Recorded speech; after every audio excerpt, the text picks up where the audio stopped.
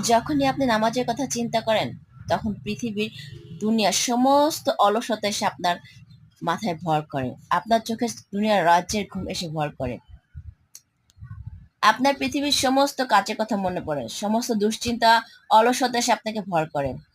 তখনই আপনি উজু করে আল্লাহু আকবার বলে নামাজে দাঁড়িয়ে যান।